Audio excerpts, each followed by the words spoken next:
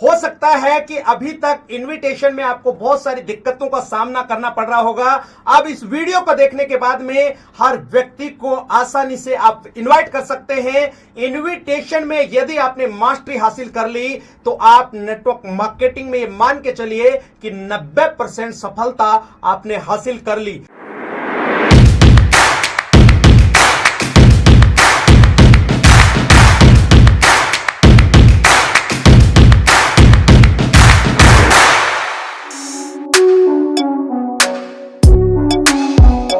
आज के वीडियो में हम जानने वाले हैं नेटवर्क मार्केटिंग के दूसरे स्तंभ इनविटेशन के बारे में कि लोगों को इनवाइट कैसे करें। इससे पहले मैंने आपको बताया था कि नेटवर्क मार्केटिंग में कामयाब होने के लिए 4 स्तंभ है या 4 बेसिक है, इनको जानना बेहद ज्यादा जरूरी है। यदि आप सही में नेटवर्क मार्केटिंग में कामयाब होना चाहते हैं तो इन 4 बेसिक्स को आपको सीखना पड़ेगा। यदि आपने अभी तक वो वीडियो नहीं देखा है तो उस वीडियो को जरूर देखें। नेटवर्क मार्केटिंग का पहला स्तंभ है लिस्ट मेकिंग। इस पे डिटेल से मैंने एक वीडियो बनाया है। यदि वो वीडियो अभी तक आपने नहीं देखा है तो उस वीडियो को भी आप देखना, आपको ये समझ में आ जाएगा कि लोगों की लिस्ट कैसे बनानी है। तो आज के वीडियो में हम डिटेल से जानेंगे कि लोगों को इनवाइट कैसे करना है। नेटवर्क मार्केटिंग में टीम बनाने के लिए लोगों को इनवाइट करना बेहद ज्यादा जरूरी है। नेटवर्क मार्केटिंग में लिस्ट बनाने के बाद दूसरा और महत्वपूर्ण काम है नए लोगों को इस बिजनेस में इनवाइट करना। किसी भी नए व्यक्ति को इनवाइट आप 2 तरीके से कर सकते हैं। पहला फोन से, दूसरा उससे फिजिकली मिलके। इस बिजनेस में सफल होने के लिए 90% रोल इनविटेशन का रहता है। आप लोगों को इनवाइट कैसे करते हैं, इसी में आपकी सफलता छुपी हुई है। इस बिजनेस में सफल होने का 90% हिस्सा ये तय करेगा कि आप लोगों को इनवाइट किस तरीके से करते हैं। आपका इनविटेशन किसी भी फिल्म के ट्रेलर की तरह होता है। यदि किसी फिल्म का ट्रेलर धमाकेदार होता है तो उस फिल्म को देखने के लिए सिनेमा घर के बाहर लोगों की लाइन लगी रहती है। यदि किसी फिल्म का ट्रेलर धमाकेदार नहीं रहता है तो उस फिल्म को ज्यादा लोग देखने के लिए नहीं जाते हैं। इसका सीधा सा मतलब यही है कि आपका इनविटेशन जितना ज्यादा धमाकेदार होगा, आपके साथ नए लोगों की लाइन लग सकती है। यदि आपके इनविटेशन में कोई दम नहीं है तो आपके साथ फिल्म की तरह बहुत ज्यादा लोग आने की उम्मीद ना करें। यहां पर 2 उदाहरण के माध्यम से मैं आपको समझाने की कोशिश करता हूं। पहला एग्जाम्पल है, यहां पर ट्रेलर का मतलब इनविटेशन से है और फिल्म का मतलब प्रेजेंटेशन से है, मतलब प्लान दिखाना। इसलिए एक बात का विशेष ध्यान रखना बहुत जरूरी है। चाहे आपके प्लान में कितना ही दम क्यों ना हो, चाहे आपके प्लान में कितना ही पैसा क्यों ना हो, यदि आपके इनविटेशन में दम नहीं है तो लोग आपके इनविटेशन को सही रूप में स्वीकार नहीं करेंगे। दूसरा एग्जांपल है, यदि किसी ब्रांड या प्रोडक्ट का विज्ञापन देखने में ठीक ठाक नहीं है या खराब है या लोगों को वह विज्ञापन पसंद नहीं आ रहा है तो बहुत ज्यादा लोग उस प्रोडक्ट को नहीं खरीदते हैं। इसलिए आपकी बात में दम होना चाहिए और पूरे कॉन्फिडेंस के साथ में आपको नए प्रोस्पेक्ट को इनवाइट करना चाहिए। आप इस बिजनेस में किसी को भी इनवाइट कर सकते हैं, चाहे वह आपके परिवार का सदस्य है या आपका रिश्तेदार है या आपका दोस्त है या आपका कोई अन्य जान पहचान वाला व्यक्ति है। यदि आपको नेटवर्क मार्केटिंग में सफल होना है तो आपको ज्यादा से ज्यादा लोगों को इनवाइट करना होगा, तभी आपको इस बिजनेस में सफलता मिल सकती है। अक्सर नए डिस्ट्रीब्यूटर जब इस बिजनेस को ज्वाइन करते हैं तब वह नए प्रोस्पेक्ट को इनवाइट करते समय कुछ ना कुछ गलती कर देते हैं और कुछ समय बाद उस डिस्ट्रीब्यूटर को ये लगने लगता है कि ये बिजनेस मेरे से नहीं हो पाएगा। इसी वजह से बहुत सारे लोग इस बिजनेस को बीच में ही छोड़ के बैठ जाते हैं। इन सब से बचने के लिए इनविटेशन के दौरान कुछ सावधानियां आपको जरूर रखनी चाहिए। पहला पॉइंट है, इनविटेशन के दौरान सिर्फ और सिर्फ इनविटेशन की ही बात करें, प्लान की, प्रोडक्ट की व कंपनी के बारे में कोई भी बात ना करें। यहां पर एक उदाहरण के माध्यम से इसको समझने की कोशिश करते हैं। जब हमारे घर में किसी भी तरह का कोई प्रोग्राम होता है, चाहे शादी है, चाहे किसी का जन्मदिन है, चाहे किसी की शादी की सालगिरह है या कोई और प्रोग्राम है, तब भी हम अपने रिश्तेदारों को, दोस्तों को इनविटेशन देते हैं। जब हम उनको इनविटेशन देने जाते हैं तब उनसे हम सिर्फ इनविटेशन की ही बात करते हैं, बाकी बातें नहीं करते। जैसे कि शादी में क्या क्या बनाएंगे, दूल्हा या दुल्हन के कपड़े किस रंग के होंगे या बाकी काम कैसे करेंगे, इन सब के बारे में हम कभी भी बात नहीं करते हैं। तो आपको यही ध्यान रखना है कि जब आप किसी भी व्यक्ति को इनवाइट कर रहे हैं तो आपको सिर्फ और सिर्फ इनविटेशन के बारे में ही बात करनी है। दूसरी सावधानी आपको रखनी है, इनविटेशन बिल्कुल शॉर्ट में होना चाहिए। यहां पर आप किस फॉर्मूले का इस्तेमाल कर सकते हैं, कीप इट शॉर्ट। अब हम अगली सावधानी पे चलते हैं। तीसरी सावधानी आपको रखनी है, आप जैसा जवाब सुनना चाहते हैं आपको वैसा ही सवाल करना होगा। अब हम अगले पॉइंट पे चलते हैं। अगला पॉइंट है, बहुत ज्यादा बड़ी बड़ी बातें ना करें, हमेशा सामने वाले के हैसियत के हिसाब से ही बात करें। मतलब यदि कोई आपसे बड़ा है तो उसके हिसाब से ही आपको बात करनी चाहिए। अब हम अगले पॉइंट पे चलते हैं। पांचवी सावधानी है, जब भी आप किसी प्रोस्पेक्ट को इनवाइट कर रहे हैं तब उसके अंदर क्यूरियोसिटी उत्पन्न होनी चाहिए। उसको ये लगना चाहिए कि अब ये मेरे को कोई मजेदार बात बताने वाला है जिससे मेरी जिंदगी में बहुत बड़ा बदलाव आ सकता है। छठवां और आखिरी पॉइंट है, सवाल के बदले सवाल ही करे। मतलब 100 तालों की एक ही चाबी है, किसी भी सवाल का जवाब नहीं देना। इनविटेशन को और आसान करने के लिए आप फॉर्म फार्मूले का इस्तेमाल कर सकते हैं। ये फॉर्म फार्मूला क्या है इसको हम डिटेल से समझ लेते हैं। एप का मतलब है फैमिली, ओ का मतलब है ऑक्यूपेशन, आर का मतलब है रेस्ट टाइम, एम का मतलब है मैसेज फॉर मनी। इसका क्रम यही होना चाहिए, बिल्कुल भी नहीं बदलना चाहिए। अब इसको थोड़ा और डिटेल में हम समझते हैं। अब हम पहले पॉइंट पे चलते हैं, ऐप फॉर फैमिली।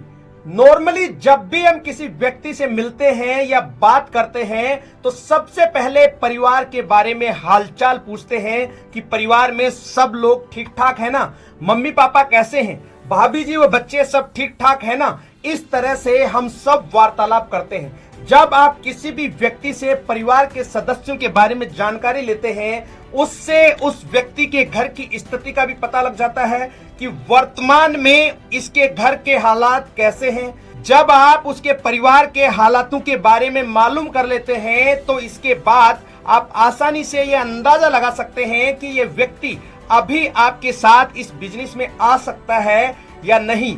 इसी के साथ आपको यह भी पता चल जाएगा कि अभी इस व्यक्ति को कितने पैसे कमाने की जरूरत है या नहीं। इसीलिए इनविटेशन से पहले परिवार के बारे में बात करना बेहद ज्यादा जरूरी है ताकि आप उसके बारे में अच्छी तरह से जानकारी ले सकें। जब भी आप किसी व्यक्ति को इस बिजनेस के लिए इनवाइट करें उस समय आप हमेशा नॉर्मल तरीके से ही बात करें जैसा कि आप पहले उनसे बात करते थे। यदि आपसे कोई उम्र में बड़े हैं तो उनसे बड़ों के हिसाब से बात करें। जब आप अपने से बड़ों से बात करते हैं तो ये तरीका भी आप इस्तेमाल कर सकते हैं। आप उनको बोल सकते हैं कि मेरे को आपसे एक सलाह चाहिए, क्या आप मेरी मदद कर सकते हैं। पूरी संभावना है कि जवाब हाँ में ही आएगा। मैंने हाल में ही एक काम शुरू किया है। मैं उस काम के बारे में बहुत ज्यादा नहीं जानता हूं। मैं चाहता हूं कि आप मेरे साथ चलें और देख के बताएं कि क्या यह काम मेरे को करना चाहिए। इस तरीके से बात करने पे पूरी संभावना है कि वह व्यक्ति आपके इनविटेशन को जरूर स्वीकार करेगा और आपके साथ मीटिंग में जाने के बाद इस बिजनेस को आपके साथ ज्वाइन कर सकता है। यदि आप किसी रिश्तेदार से बात कर रहे हैं तो उसके हिसाब से बात करें। यदि आप अपने दोस्त से बात कर रहे हैं तो उसके हिसाब से बात करें। यदि आप किसी अनजान व्यक्ति से बात कर रहे हैं तो आप उसके हिसाब से बात करें। यदि आप किसी महिला या लड़की से बात कर रहे हैं तो उसके हिसाब से बात करनी पड़ेगी। कहने का मतलब यही है कि यहां पर आपको अपने विवेक का इस्तेमाल करना होगा, ना कि सभी के साथ एक ही तरीके से बात करनी है। एक ही सूत्र का इस्तेमाल सबके लिए नहीं करना है। अब हम अगले पॉइंट पे चलते हैं, ओ फॉर ऑक्यूपेशन। जब आप प्रोस्पेक्ट से परिवार के बारे में हालचाल जान लेते हैं, उसके बाद उसके जॉब या जो भी काम वह कर रहा है उसके बारे में बात करनी चाहिए। यदि वह जॉब कर रहा है तो उससे पूछे कि आपका जॉब कैसा चल रहा है। यदि वह बिजनेस कर रहा है तो उससे उसके बिजनेस के बारे में पूछें। यदि वह व्यक्ति कोई और काम कर रहा है तो उस काम के बारे में पूछे। जब भी आप किसी व्यक्ति से उसके काम के बारे में पूछेंगे कि आपका काम कैसा चल रहा है, उसका जवाब ठीक ठाक, अच्छा या बुरा या नेगेटिव या पॉजिटिव में ही आएगा। यदि वह अपने काम के बारे में पॉजिटिव बोलता है तो आपको उसकी तारीफ करनी चाहिए कि आपके अंदर ये क्वालिटी तो है ही, इसी वजह से आपका काम बहुत बढ़िया चल रहा है। यदि वह आपको अपने काम के बारे में बोलता है कि आजकल काम कहाँ बढ़िया चल रहा है, बस ऐसे ही टाइम पास हो रहा है, अब आपको भी उसी के हिसाब से जवाब देना है। आप बिल्कुल सही कह रहे हैं कि आजकल समय ऐसा ही चल रहा है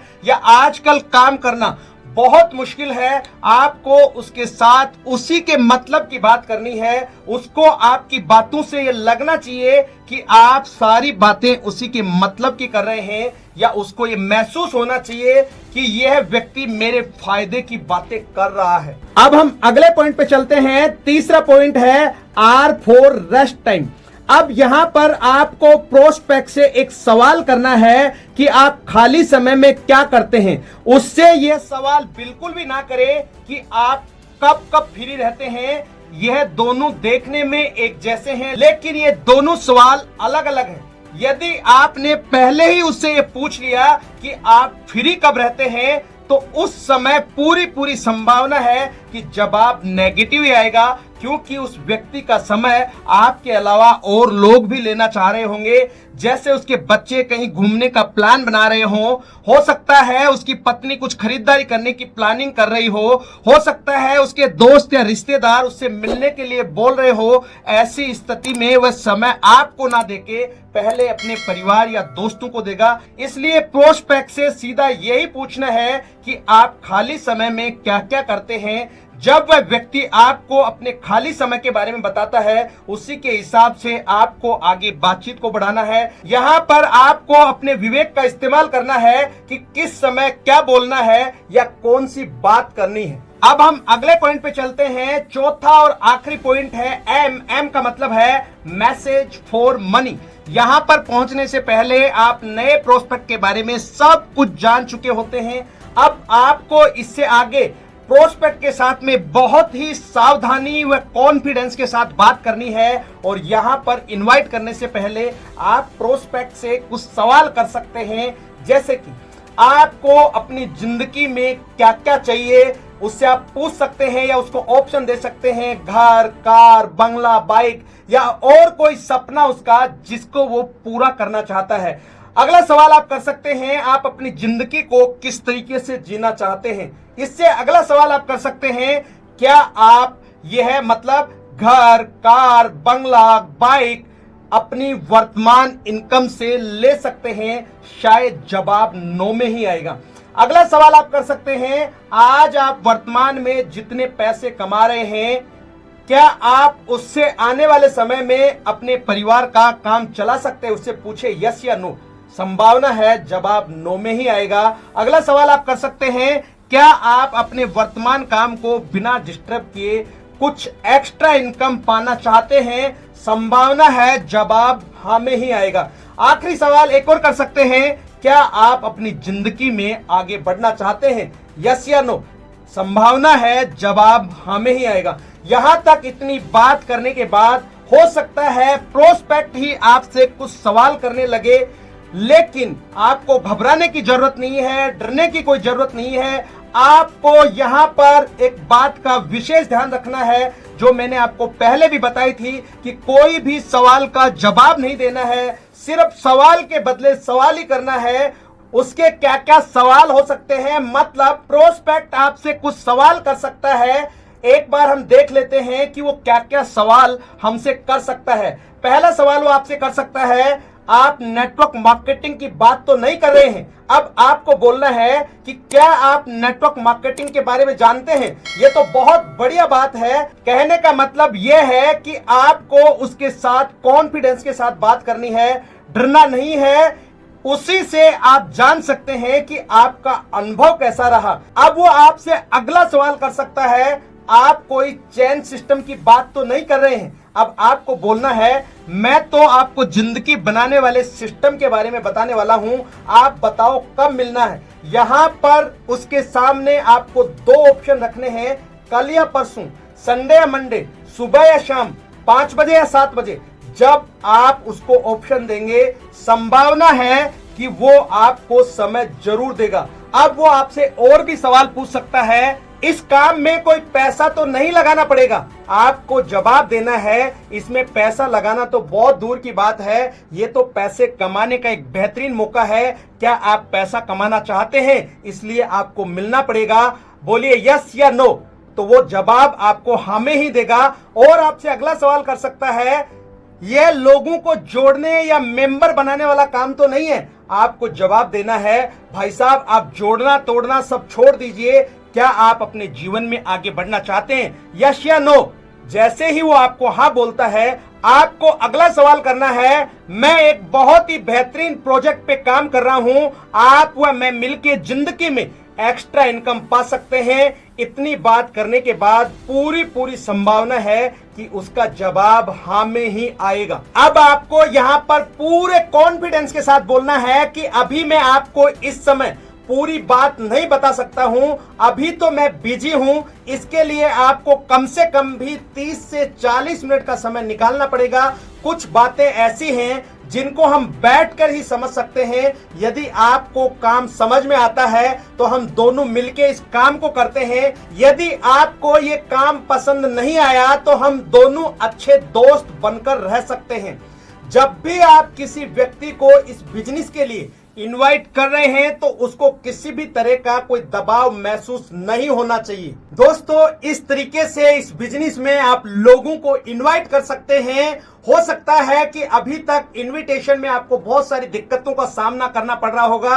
अब इस वीडियो को देखने के बाद में हर व्यक्ति को आसानी से आप इनवाइट कर सकते हैं। इनविटेशन में यदि आपने मास्टरी हासिल कर ली तो आप नेटवर्क मार्केटिंग में ये मान के चलिए कि 90% सफलता आपने हासिल कर ली। उम्मीद करता हूं ये वीडियो आपको बहुत अच्छा लगा होगा। इस वीडियो में यहां तक बने रहने के लिए हमेशा की तरह आपका दिल से बहुत बहुत शुक्रिया। इस चैनल को इतना सारा प्यार देने के लिए भी मैं दिल से आप सब लोगों का धन्यवाद करता हूं।